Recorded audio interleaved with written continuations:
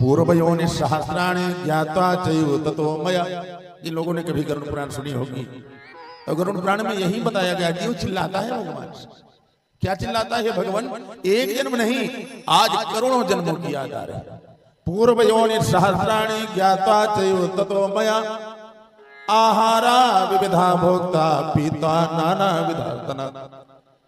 हे भगवान, हमने हजारों जन्म धारण किए, कोई जन्म बाकी नहीं रहा। सारे जन्म लेने के बाद में तब मानव शरीर प्राप्त हुआ। कभी सुकरी के गर्भ से, कभी कुकरी के गर्भ से, कभी गर्दभी के गर्भ से जन्म हुआ। इसलिए कोई दूध न पीने को बाकी रह गया, ना कोई ऐसा पदार्थ, भोज्य पदार्थ है जो हमारे लिए भोगने के लिए बाकी रह गया। हर प्रकार के आहार कर डाले। आहारा विविधा भोक्ता, विविध प्रकार के आहार का हमने भोग किया। पीता नाना विधार्थना, अनेक अनेक प्रकार के स्तनों का हमने पान किया। भगवान, अब ये वेदना सही थोड़े जा रहे हैं। यन्मया पर जनस्यार्थ कृतम कर्म शुभाशुभम। अगर हमसे जीवन कभी भी किसी जन्म में हमसे कोई शुभ काम हुआ हो भगवान, तो हमको यहां से मुक्ति दे।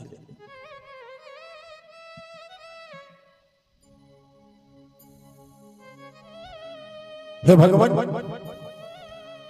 या तो हमारे प्राण ले लो या तो यहां से बाहर निकाल दो। हाथ जोड़ता वेदना में।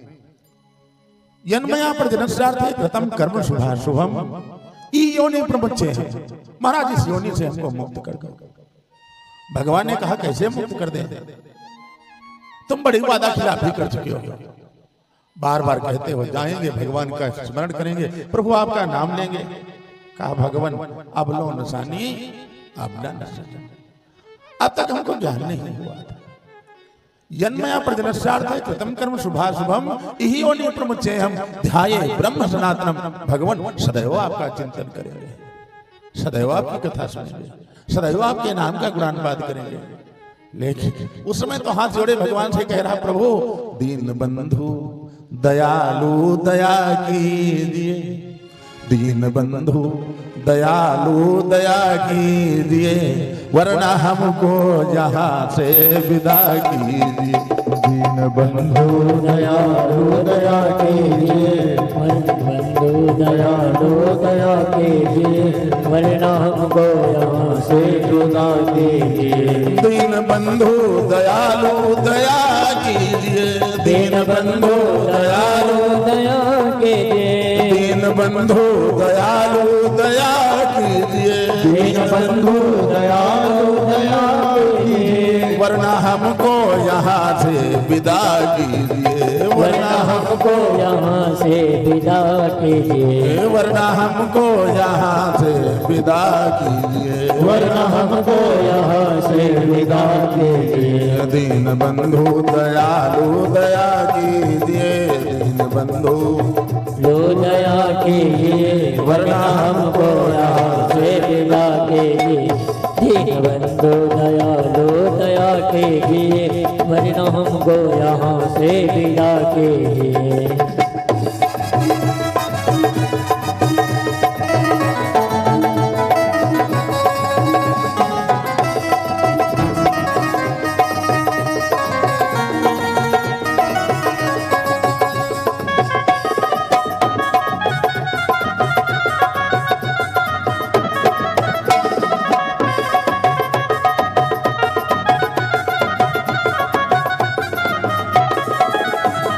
भगवान, या तो हमको यहाँ से मुक्ति दे दो, अथवा अब हमको यहाँ से निकाल दो। भगवान ने कहा कैसे निकाल दो?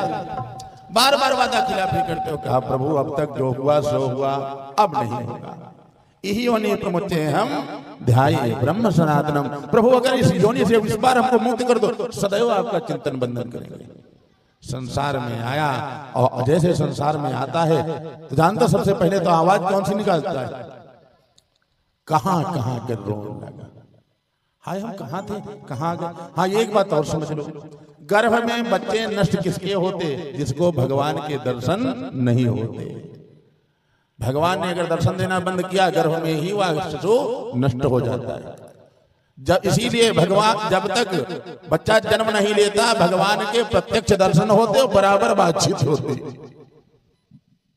संसार में आया, संसार में आकर के कहां कहां करके रोने लगा। वो छवि जो हमको उदर के अंदर नजर आ रही थी वो कहां चली गई? ये प्रभु कहां चले गए हमको छोड़कर? यहां अकेले हम कैसे पार करेंगे? माताओं ने सोचा ये बच्चा बहुत रो रहा है, भूखा हो गया था, 9 महीने 10 महीने गर्भ में रहा, कोई पूछने गया भूखे हो कि छके हो? मतलब संसार में आते आते उसको भूख व्याप्त कर गई। बच्चे को भूख नहीं थी, भक्ते को तो दरस की लालसा थी उस परमात्मा की। हे भगवान अपनी वो छटा दिखा दो। अब वो छटा नहीं, बालक कहां कहां कर रहा, हम कहां आ गए? माताओं ने कहा रुको, चिल्लाओ नहीं। बच्चा जब पैदा होता है तो जानते हो दूध दिया जाता है, चीनी भी नहीं, अब तो चीनी मिलाने लगी माताएं, पहले शहद मिला करके दूध दिया जाता था। दूध और शहद जैसे उसके मुंह में पहुंचा हुआ मीठा स्वाद युक्त दूध, अरे कहा वारे परमात्मा तुम्हारा संसार तो बड़ा बढ़िया। कहा वहां मलमूत्र की गठरी में पड़े थे, संसार में आए इतना स्वाद युक्त दूध मिलने लगा। इसका मतलब यहां रहा जा सकता है।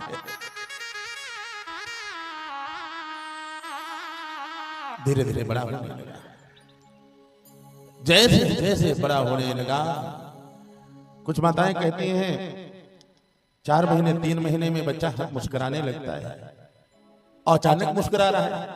तो क्या मुस्कुराना तुमको देख करके रहा, ना किसी दूसरे को देख करके मुस्कुरा रहा है? बालक कब मुस्कुराता है? जिस समय वह परमात्मा की माधुरी छटा उसके सामने आ जाती, भले वो सो रहा हो। इसीलिए कहते जब तक बालक का मुंडन संस्कार ना हो उस बालक से सबसे ज्यादा पैर नहीं छुआने चाहिए। भगवान का साक्षात्कार नित्य प्रतिदिन उस बालक का होता है। और शिशु रूप में बालक कहते लोग नहीं, ये बाल भगवान है। छोटे छोटे बच्चों को क्या कहते? ये बाल भगवान है।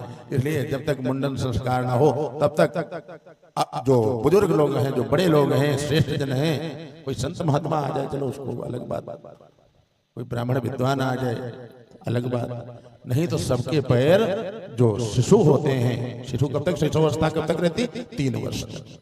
तो 3 वर्ष तक के बालकों से ज्यादा दूसरों के पैर नहीं छुआने चाहिए। मुंडन संस्कार हो जाए फिर पैर छुआओ। पैर छुआना बहुत अच्छी बात।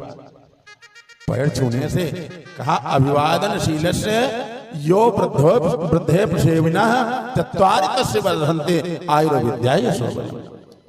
जो लोग अपने से बड़ों की, अपने से बुजुर्गों की सेवा करते हैं, प्रणाम करते हैं, तो 4 चीजें वो संसार में किसी से मांगे चाहे ना मांगे अपने आप मिल जाती हैं।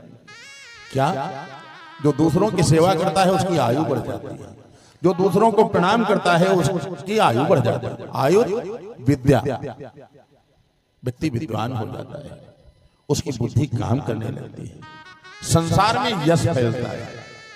आयुर्विद्या यशो बलम, यश बढ़ता है और बल बढ़ जाता है। केवल प्रणाम करो, बूढ़ों की बुजुर्गों की सेवा करो तो कितनी चीजें मिल गई। भले बूढ़ा ना कहें लेकिन दिल से जरूर कहते हैं भैया सदा सुखी रहे हमारी सेवा करने। इनके जीवन में अगर कोई दुख आ रहा हो, बूढ़े लोग क्या कहते हैं, इनके जीवन में अगर कोई दुख आ रहा हो तो भगवान हमको दे देना, इनको कष्ट ना आने पाए, बड़ी सेवा करते, बड़े सेवा करते। इसलिए दूसरों को, अपने से जो बड़े हैं, अपने जो श्रेष्ठ हैं, पिता हैं, माँ हैं, सास हैं, ससुर हैं, कोई मोहल्ले का व्यक्ति है जो समर्थ है, कोई उसका सहायक नहीं, ऐसे लोगों के सहयोग में जो खड़े हो जाते हैं उनको भगवान आयु, यश, विद्या और बल प्रदान करते हैं।